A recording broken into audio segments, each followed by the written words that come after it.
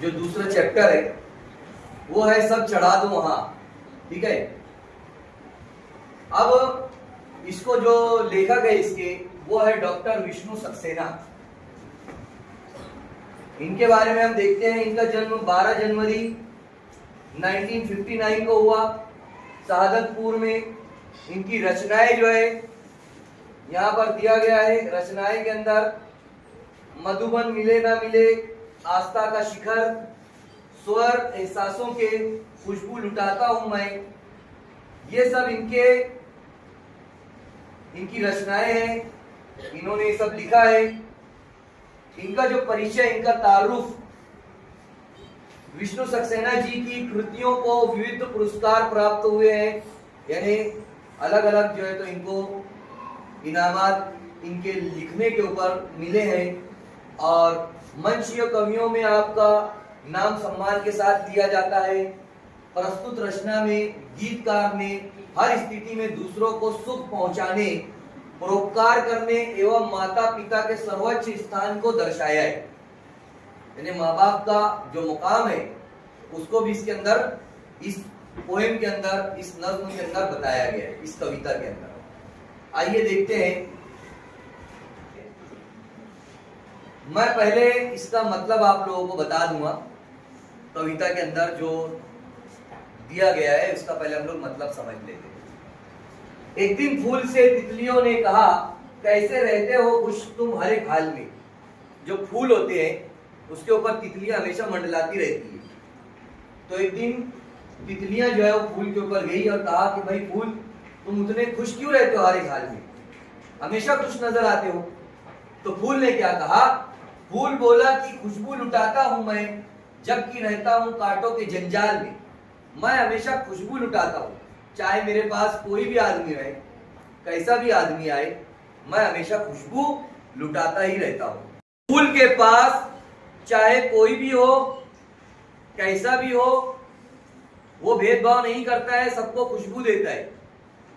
और जब कोई आदमी किसी को अच्छे काम करता है, जब कोई किसी के लिए मदद करता है किसी की, तो अल्लाह ताला उसको हमेशा खुशी रखता है ना, वो हमेशा खुश ही रहता है। फिर जब तुम दूसरों को सुख दोगे तो खुद भी सुख से रहोगे। अब आगे देखते हैं। हालांकि वो क्या बोलता है कि मैं कांटों के जंजाल में रहता हूं, यानी मैं कुछ बहुत अच्छी जगह पर नहीं हूं, मैं खुद मुसीबत में हूं, लेकिन मैं खुश रहता हूं, हर हाल में खुश रहता हूं। आगे देखते हैं। एक दिन पेड़ से पंछियों ने कहा, मस्त रहते हो कैसे हर एक हाल में, रहते हो कैसे हर एक हाल में। पंछी मतलब परिंदे। तो परिंदों से किसी ने पूछा कि भाई कैसे तुम हर हाल में खुश रहते हो। पेड़ बोला, है ना, पेड़ क्या बोलता है? पेड़ बोला कि मिलता मुझे इसमें सुख, बांट देता हूं जो फल लगे हैं डाल में।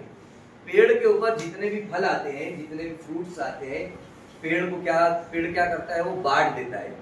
यानी हम लोगों को यहाँ से सीख मिलती है कि अगर हमारे पास कोई चीज ज्यादा है और उसकी जरूरत अगर किसी को है, तो हमको क्या करना चाहिए? उसकी जरूरत को पूरी करना चाहिए, बांट देना चाहिए, दान करना चाहिए, ये बताया जा रहा है।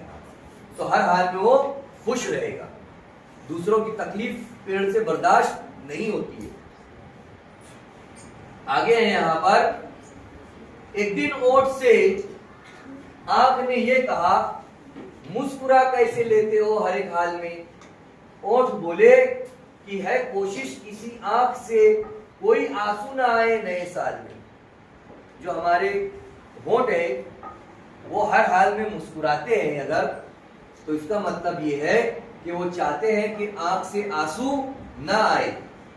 तो इंसान को भी चाहिए कि वो किसी को तकलीफ ना दे, किसी का बुरा ना चाहे, किसी के साथ बुरा ना करे, किसी की आंख में आंसू ना लाए। ये यहाँ पर इसका मतलब होता है। और आखिर में यहाँ पर, एक दिन मैंने पूछा सर्जनहार से, आपसे भी बड़ा कौन है इस काल में। बोले माँ बाप से है ना कोई बड़ा, सब चढ़ा दो वहां जो रखा थाल में। यानी इस दुनिया को बनाने वाले से जब पूछा गया कि इस दुनिया में सबसे बड़ा मर्तबा किसका है, तो जाहिर सी बात है कि कि माँ बाप का जो मर्तबा है वो बहुत बुलंद है। माँ बाप की इज्जत करना, उनका ध्यान रखना, उनकी बातों को मानना, सुनना, उनका एहतराम करना, है ना। माँ के कदमों तले जन्नत है और बाप जो है तो जन्नत का दरवाजा है। इतना बड़ा, इतना बुलंद मकाम उनका रखा गया है, तो सब कुछ चढ़ा देना चाहिए वहां। सब चढ़ा देने का मतलब क्या होता है? सब चढ़ा देने का मतलब है कि हमारी जो उनकी जो जरूरतें हैं वो पूरी करना, उनकी बातों को सुनना, अपनी जिम्मेदारियों को पूरी अच्छी तरीके से निभाना, ये तमाम बातें इसके अंदर आती है। तो इस तरीके से कविता का जो मतलब है वो यहाँ पर मैंने आप लोगों को